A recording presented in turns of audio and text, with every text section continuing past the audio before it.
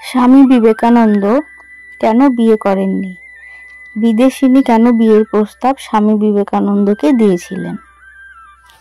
সময়ের সঙ্গে সঙ্গে স্বামী বিবেকানন্দের জ্ঞান এবং তার বাণী তখন সারা বিশ্বে ছড়িয়ে পড়েছে।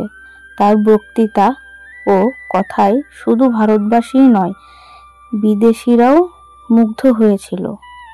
সবাই তাকে তাদের আদর্শ মনে করতে থাকে।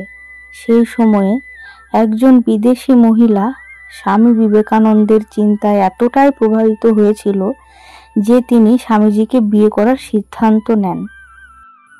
একবার সেই বিদেশি মহিলা এক অনুষ্ঠানে পৌঁছেছিলেন, যেখানে স্বামী বিবেকানন্দ উপস্থিত ছিলেন।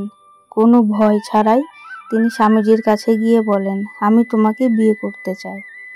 মহিলার ভাবনা শুনে স্বামী বিবেকানন্দ তাকে জিজ্ঞেস করলেন কেন তিনি শুধু তাকেই বিয়ে করতে চান, তার মধ্যে কি দেখেছেন? স্বামীজি প্রশ্নের উত্তরে ওই বিদেশি মহিলা বলেছিলেন, আমি তোমাকে দেখে খুব মুগ্ধ, তুমি খুব জ্ঞানী এবং প্রতিভা ভাবনা। আমি চাই আমার ছেলে ঠিক তোমার মতো হোক, তাই তোমাকে বিয়ে করতে চাই। মহিলার এই ইচ্ছা জেনে স্বামীজি মহিলাকে বলেছিলেন যে এটি হওয়ার অসম্ভব, কারণ তিনি একজন সন্ন্যাসী। তারপর তিনি আরও বলেন, আমি আপনাকে বিয়ে করতে না পারলেও তোমার ইচ্ছে পূরণ করতে পারবো। মহিলাটি স্বামীজিকে জিজ্ঞাসা করলেন, সেটা কেমন করে সম্ভব?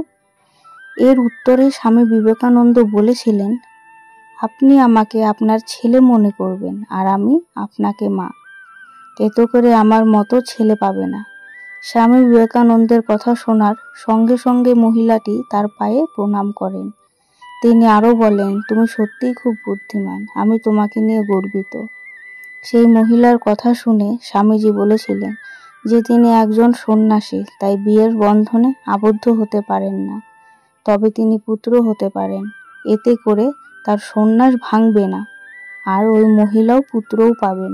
এই কথা শুনে মহিলার চোখ থেকে জল গড়িয়ে পড়ে এবং তিনি স্বামীজির পায়ে পড়েন।